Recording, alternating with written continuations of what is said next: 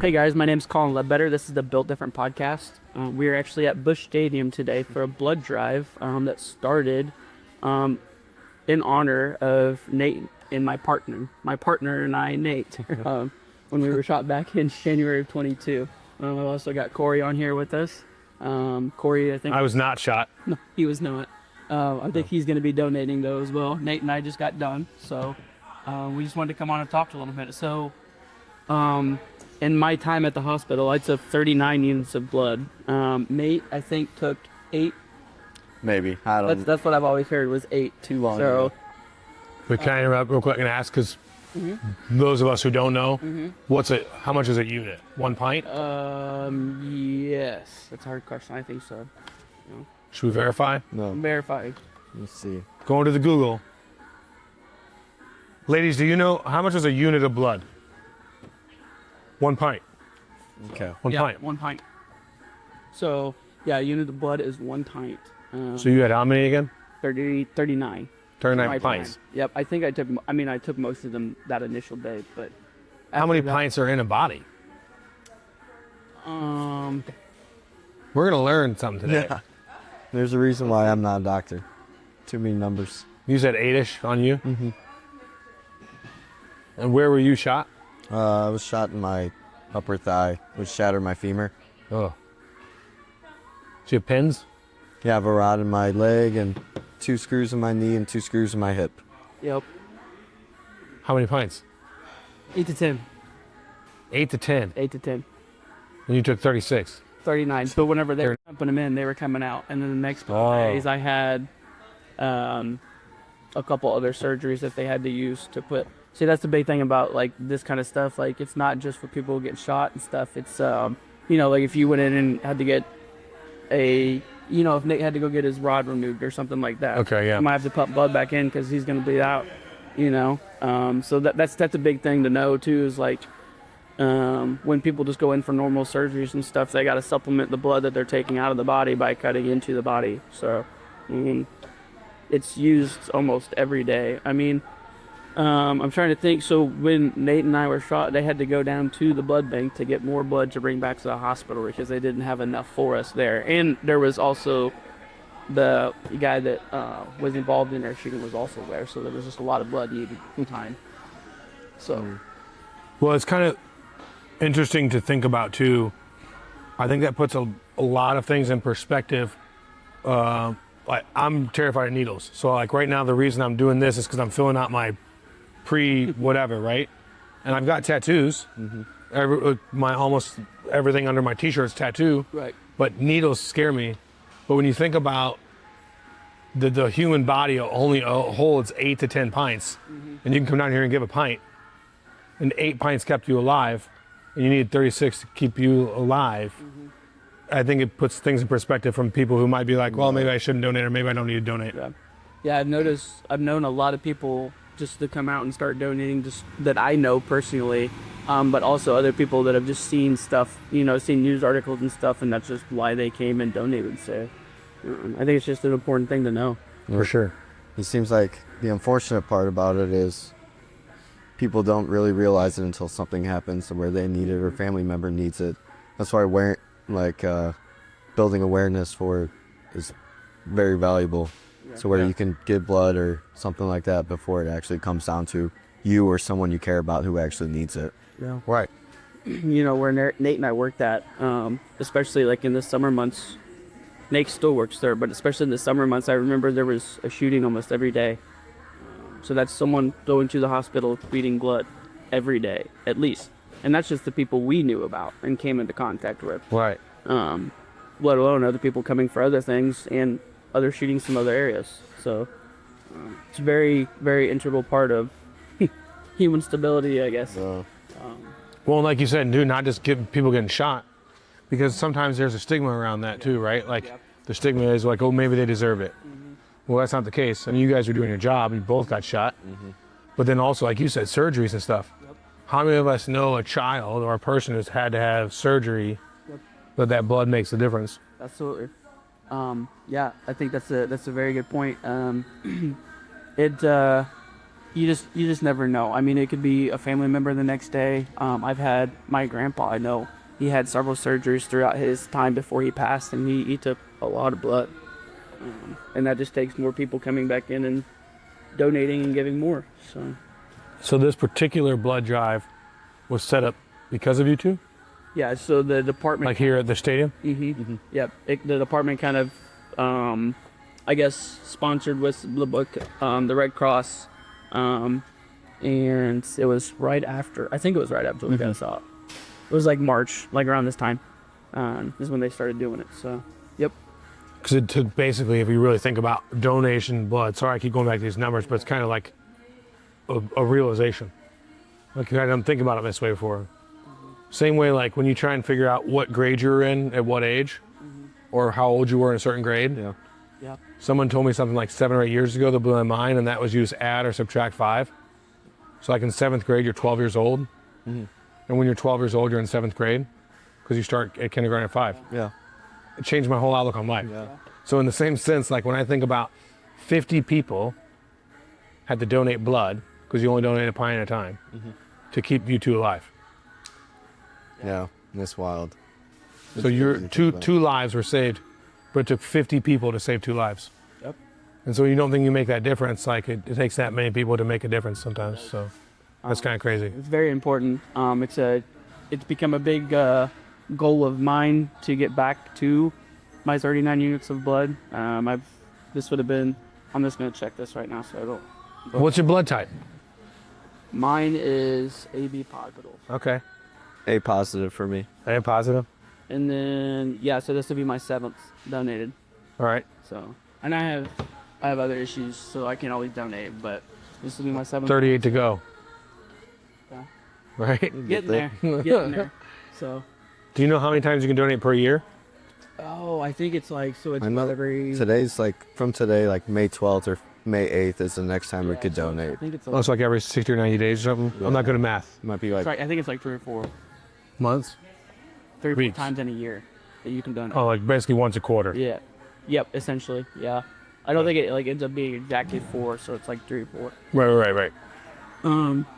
But yeah, I mean, I've met tons of people. So they do one in my hometown in Vandalia in my honor as well, and like there's tons of people that are regular donors. Like they're giving like they've gotten like gallons and gallons and. Yeah, my grandmother was. Yep. Yeah, there's people that are just severely dedicated to it. And I think that's awesome. I mean, I bet you, and we don't have to Google this now, but maybe Google it at home. I bet you there's a health benefit to like, because your body replenishes that. Yeah. Right? Like you don't just lose it forever. So I bet you it's kind of like you're giving yourself an opportunity to make new blood. yeah. it's almost like a cleanse or something. Yeah. I don't know about you, but since I've started giving, like every time I give, like it's like a weight is off of me. Like I feel different. Like I feel more energetic. Yes. Huh. It's definitely a unique feeling. Do you feel that way, Nate? Whenever you do that, Well, I'm when sorry. you give, Yes. like I feel like it more energetic and stuff. I don't know what it is, but Not right away, right? I mean, like right now, yeah. Like I'm starting to feel it. Like obviously when you get off the bed, Is that shock? maybe, probably. I mean, my blood comes out really fast. it's probably a physical and a mental aspect of Yeah. it too, because after doing it, you do something good, makes you Right. feel a little bit better. Absolutely. Are you still on the force? Yes. Okay. Still working at the same district where Same beat? Do you guys call it a beat, or is that just a TV thing? we have beats, but we don't There's have like- enough people to fill beats. Yeah, So like- Oh. When I first What is a beat? So, a beat would be like we call them areas. yeah, Right. It's essentially like a neighborhood that Yeah. you're assigned to, that you're supposed to actively patrol, answer radio assignments, Okay. and you're supposed to usually, or the ideal goal is to have at least one officer per beat. And I think we have like 10 beats or something like that. And we don't have enough officers to fill everyone, so technically a beat is not non-existent. You just go wherever. 10, I don't 15 know, years ago it districts. was, but now at least with St. Louis, there's not really a beat and integrity type thing that used like old cops would Do say. you think there's, in the last year or two, an uptick or resurgence in recruits? No, I think we've dropped off. I think so. I don't know if you've been watching the news, but there's a new bill that's getting passed where the state is actually going to take control of the city police department. State's going to take control of city? That's almost like martial law, isn't it? I don't know. I mean, if you somewhat like 2012, Yeah, it was a 2012, while the ago. city took control of the state, or the city took back control of the police department. So the state had control Oh, up until then. up until then.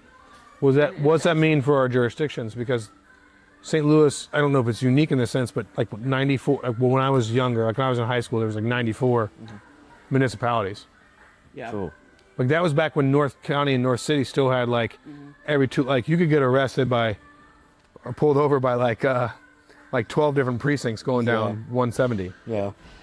Like Charlac, what was it right there by Helena Boulevard where my buddy's barbershop is. No, like There's so many little municipalities. all that stuff. Do what? Overland and like Yeah. all those. Yeah, St. John. St. John. Yeah. Well, just like where I live in Kirkwood, it's like Kirkwood, Glendale, Sunset Hills. Maplewood, Sunset Hills, Des Peres. It's very excessive. Yeah. And Yeah. I would have to imagine that like the pay scale gets jacked up because it's uneven. And I know for a fact from working with other organizations that like rural areas, we still have police officers. This is probably why recruitment's down. We still have police officers that are making like 15 to 18 bucks an hour. You can make more money than that at Panda Express. Yeah. Like fact. Yep. Yeah. So, and it's funny because then like our people that pay taxes that always want to talk about, we pay your wage. It's the same situation where we do pay your wage, but we don't pay a very high wage. And then all of us want to complain, I'm putting myself into it as a civilian, that we don't have enough police or we don't like the police that we have or this and that. You got to have a strong conviction, I think, to work and put your life on the line for 16 bucks an hour. Yeah. You do. No, I think that's a fair point, and I think I don't know what the future holds for the especially SLMPD. It's definitely going to be a whirlwind coming back under state control and stuff like that. A lot of people don't want state control within the city. I know a lot of the officers do, I think, just because of the different pay that they're going to receive. They're going to get more pay from the state. Look, being under state control, we have a leader, for lack of a better term, who's in support of the police versus the mayor of St. Louis, who was more so wanted to defund our department. Yeah. There's a big debate tonight. Yep. Yeah, You guys watching that? probably not. You have any interest in the outcome though?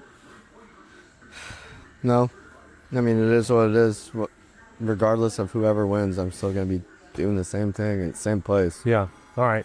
I guess that makes sense. And I mean, I only have 6 years on, so it doesn't affect me as much as it might affect someone who's close to retirement. Yeah. 6 years old.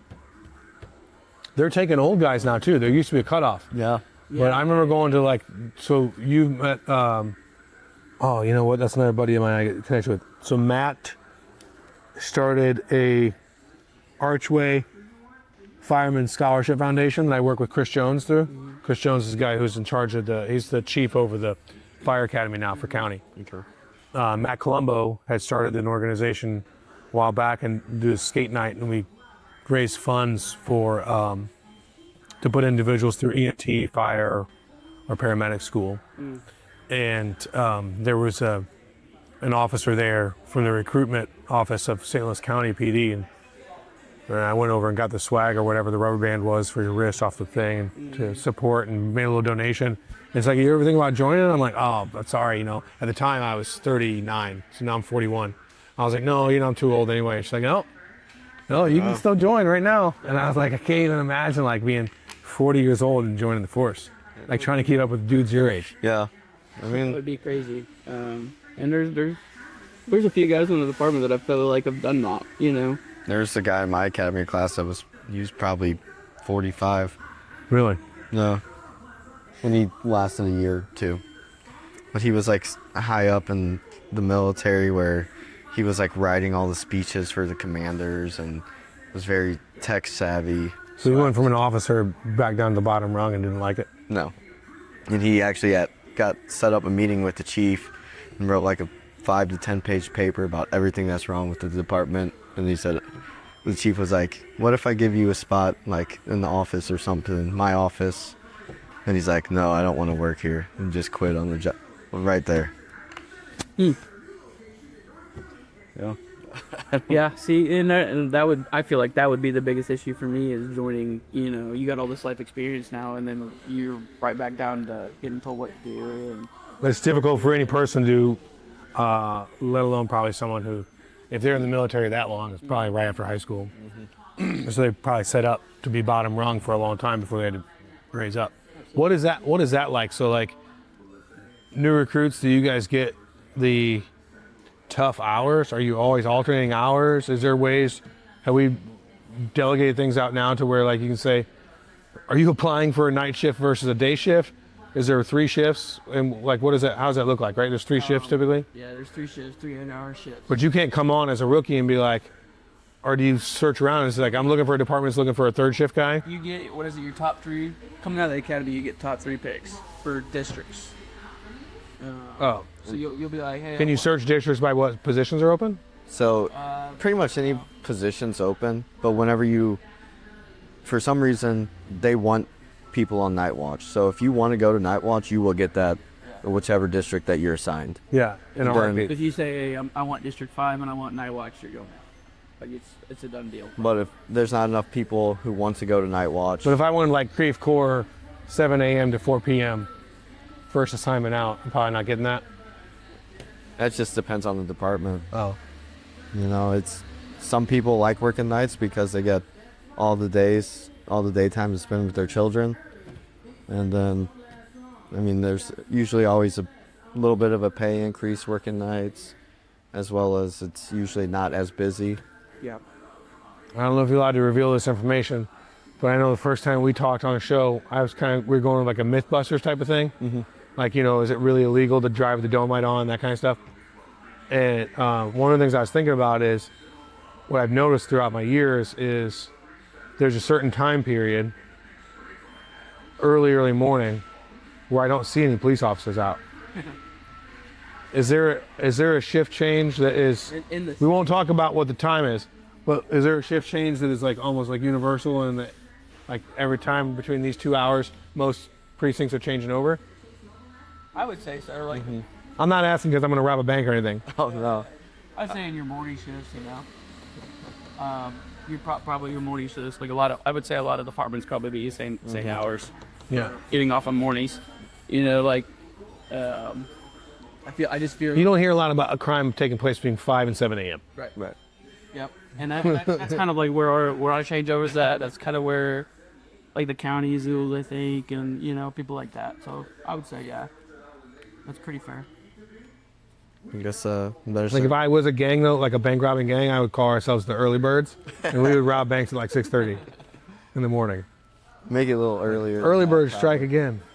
Yeah. That'd be good. I have a different time in my mind that's a 2-hour sequence, but I just didn't say it because it's like you don't want to give away the strategy. No, that's good. Early bird gang. So when it comes to this, we talk about the importance of a blood drive and what it means to you guys to have this kind of done your name. How else are you getting the word out? Because I want to make sure that next year we got like pilots on, because this is cool. Like most of the time you go to a blood drive, it's in like a little mobile unit, or in the past when I've done it, it's a little mobile unit and you get like an orange, maybe a pizza slice, a juice box. But in here you can pick from all these different cool Cardinals things, right? Yep. So how do we know how all we get the word out, or are we? How do people find out about when this next one is here? Is this an annual? Yeah, it's an Yes. annual thing, not around the same time. And I could definitely get some more of that information to push out too. But typically they start, I think, talking about this in like early junior, I think. If I remember, this time last year, but Okay. I think that's kind of the time they start promoting it and putting it out there. So Do the Cardinals do anything in particular besides this blood drive for First responders that you know of? Yeah, I mean they do. They have the first responders night, and I think it's even individualized. Like they have. I think who they do. It's the biggest night of crime in the city because everybody's at the game. I think they do like, Having a beer. All the cops are at the game. Let's go. they have. I know they have a police night, so I'm sure they do like a firefighter and an EMS night as well. Okay. So they do them all separate. So. And then I think they have a guns and hoses one separately as well, Yep. Yeah, they do. or portions of tickets, food Go to sales. Backstoppers. Yep. Yeah, they do. I mean, they do a lot. So definitely very heavily involved. This blood drive has been going on since, is it 2022? Yes. Okay. So like right after Nate and I got shot, I know the police department partnered with the Red Cross and we started doing this blood drive here at Busch Stadium. Do you know how many units you guys have collected since then? This drive today, we're aiming for around 30 units, and I think each year it's been a similar number for the drives. Okay. So it's been great to just have the drive right after the winter months because that's when we always see a dip in donations. Right.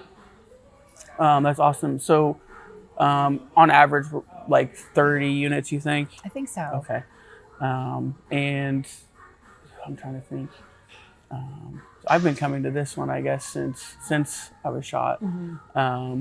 Nate, this is his first time, I think, coming with me, but it's kind of cool just to see it change. Usually we're in a different room. Usually it's down on, is it 8th? Yeah. Yes. So it's kind of neat to see this kind of change too. But how long have you been with the Red Cross? I started in 2018. Okay. And what's your title? Communications director. Okay. For the Okay. area. How many blood drives do you guys have throughout the year that you kind of manage and watch? We have, in the St. Louis area, we have almost a dozen drives a day and during the week, Monday through Friday, and throughout the Missouri and Arkansas region, we're having drives constantly, just through all the time.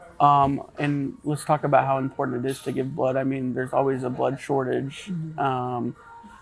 Let's just talk a little bit about that. So Yeah, but throughout the year, we kind of see ebbs and flows of the amount of blood.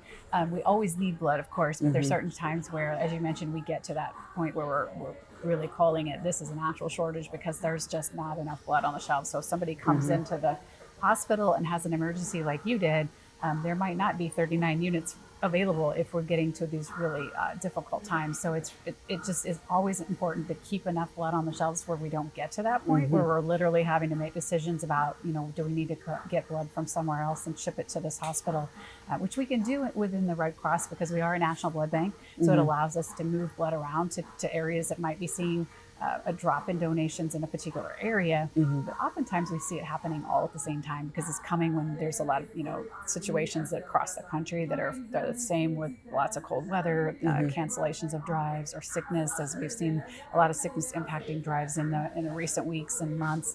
So it is just so important to have a constant supply, and that's why we're always offering opportunities for people to donate. what's the most important blood type?